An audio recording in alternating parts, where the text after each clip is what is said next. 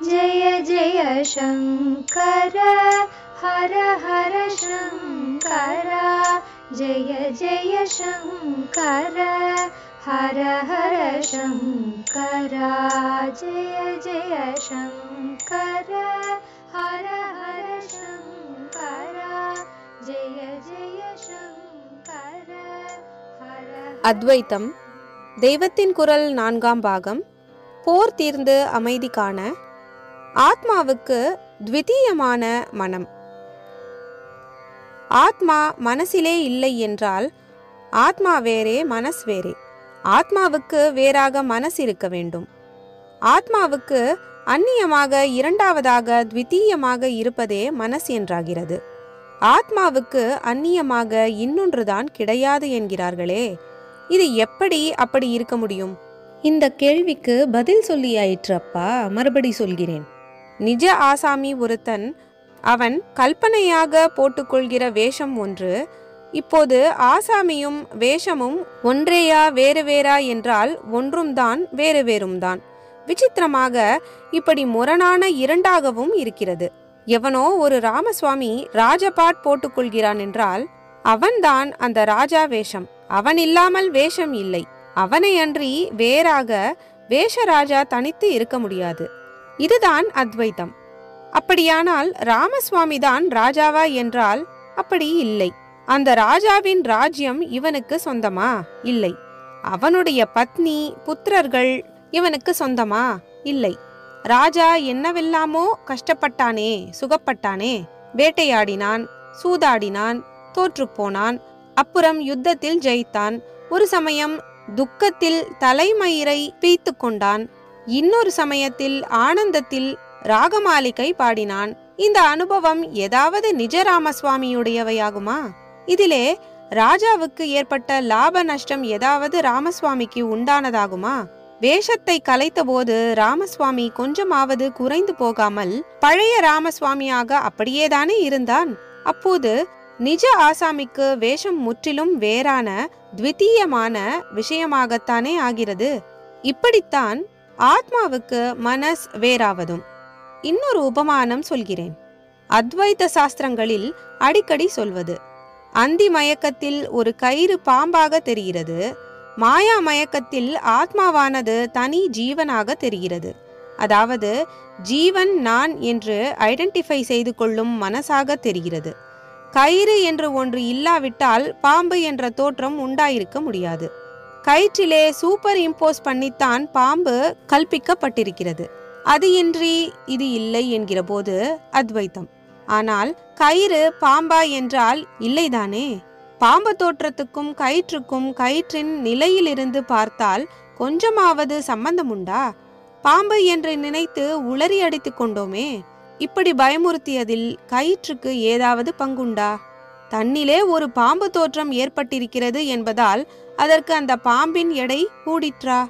அப்புறம் வெளிச்சத்தில் பார்த்தபோது பாம்பு இல்லை, கயிறுதான் என்று தெரிந்ததே. அதாவது மாயை மயக்க போக்கும் ஞான பிரகாசத்தில் பார்க்கும்போது மனஸ் மறைந்து ஆத்மா மட்டும் தெரிகிற ஸ்திதிதான் இது. தன்னிடமிருந்து பாம்பு தோற்றம் எடுபடுகிறது என்பதால் கயிற்றின் எடை ஏதாவது குறைந்ததா? இப்படியெல்லாம் ஆலோசிக்கும் போது பாம்பிலே கயிற்றின் சமாச்சாரம் கொஞ்சம் கூட இல்லை. அது வேறே இது வேறே என்றுதானே நிற்கிறது. இப்படித்தான் ஆத்மாவுக்கு வேறையாக மனசு இருப்பது. ஆகையால் சற்று முன் நான் மனசானது தன்னை தவிர இன்னொன்றைத்தான் காட்டிக் கொடுக்கும் என்று சொன்னதோடு விஷயம் நிற்கவில்லை. இன்னொன்று இருந்தால் அப்போது பயத்துக்கு இடம் ஏற்பட்டுவிடும். மனசானது இப்படி பயத்தை உண்டாக்கும் ஹேது உள்ளதான துவைத்தத்தை உண்டாக்குவது என்று முதலில் சொன்னேன். அப்படி சொன்னது சரிதான். அதற்கு கூடுதலாக இப்போது சொல்வது, இப்படி மனஸ் தன்னை தவிர இன்னொன்றை மட்டுமே காட்டிக் கொடுப்பது மட்டுமில்லை, அதுவே ஆத்மா என்கிற நிஜமான தானாக இல்லாமல் த்விதீயமாக இருப்பதுதான். கல்பிதம், வேஷம், அத்தியாசம், அத்தியாரோபம் என்று எப்படி சொன்னாலும் சொல்லிவிட்டு போங்கள்.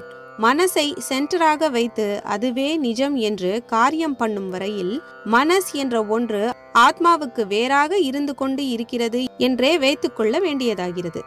இன்னொன்று இருந்தால் பயம் வந்துவிடும்.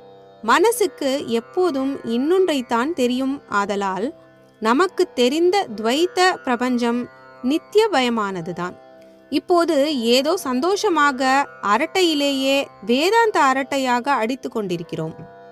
அடுத்த க்ஷணமே பூமி கொஞ்சம் ஆடினால், பூகம்பம் என்று வந்தால், அது வருவது இருக்கட்டும். இப்போது நான் இப்படி சொன்ன உடனேயே பயம் கவ்விக்கொள்கிறது. இதுதான் மனசினுடைய த்விதீய லோகத்தின் தன்மை. இன்னொன்றையே தெரிவிக்கும் இந்த மனஸ் என்பதே ஆத்மாவுக்கு இன்னொன்றாக இருப்பதுதான் மற்ற எல்லா விதமான பயங்களுக்கும் காரணமான மூலமான பயம். ஆத்மாவிலிருந்து மனஸ் புறப்பட விடுவதுதான் முதல் துவைத்தம், முதல் பயம். அப்புறம் மனசினால் உண்டாகும் அநேக இரட்டைகள், அநேக விதமான பயங்கள், துவைத்த லோகமாகிற சம்சார பயம், நரக பயம் எல்லாம். ஆத்மானுபவமே அபய மோக்ஷம். ஆகையால் மனஸ் போவதுதான் நிஜமான மோக்ஷம். மனசிலிருந்து விடுபட்டு ஆத்மா தானாக இருப்பதுதான் அபயமான அத்வைத ஆனந்த மோக்ஷஸ்தானம். ஜீவத்வம் என்பதை நாம் மனசினுடையதாகவே கருதினாலும் இந்த வேஷ ஜீவத்வம் என்ற அத்யோரோபித கல்பனைக்கு ஆதாரமான அதிஷ்டான சத்தியமாகிய ஆத்மாதான் ஜீவனுடைய உண்மை நிலையான பூர்ண வஸ்து. அதை சாட்சாத்காரம் செய்வது, அதாவது அந்த ஆத்மாவை அறிந்து அதிலேயே நிலைப்பதென்பது ஜடமான ஸ்திதியாய் இல்லாமல் பேருயிராய், பேரறிவாய், பேருணர்வாய், பேரானந்தமாய் இருப்பதாகவே இருக்கும். மனஸ் இன்னொன்றை அறிந்தும் உணர்ந்தும் சுகதுக்கங்கள் அனுபவிப்பது போலின்றி ஆத்மா தன்னை தன்னாலேயே உணர்ந்தறியும் அந்நிலை நித்திய சுகமாகவே இருக்கும். இன்னொன்றிலிருந்து அவ்வப்போது சுகம் வந்தாலும் சுகம் வருகிற மாதிரியே அந்த சுகத்தை விட மிக அதிகமாக துக்கமும் வருகிறது. ஆத்மாவிலே இப்படி இருக்காது. பயத்தை, துக்கத்தை கொடுக்கக்கூடியதான இன்னொன்று இல்லாததால் ஆத்மாவினுடைய கட்டற்ற நிலையின் தன்னியல்பான சுகம் துக்கங்களால் துண்டித்து துண்டித்து போகாமல் சாஸ்வதமானதாக இருக்கும். பயம் இல்லாமல் ஆக வேண்டுமானால் அதற்கு வழி பயஹேதுவான இன்னொன்று இல்லாத ஆத்மாவாக ஆவதுதான். அது மோக்ஷம் என்ற விடுபட்ட நிலை. மனசை வைத்துக்கொண்டு ஜீவனாக இருப்பது கட்டுப்பட்ட நிலை. கட்டு என்பது நேராக மனசின் எண்ணங்களால் ஏற்படுவதோடு மட்டுமில்லாமல் அவற்றை பூர்த்தி செய்து கொள்ளுவதற்காக சரீர இந்திரியாதிகளை கொண்டு செய்யும் காரியங்களாகவும் இருக்கின்றன. இந்த கர்ம பந்தத்தை தர்ம கர்மங்களாலேயே தளர்த்தி கொள்ள வேண்டும். ஜெய ஜெய சங்கர, ஹர ஹர சங்கர, மகாபெரியவா சரணம்.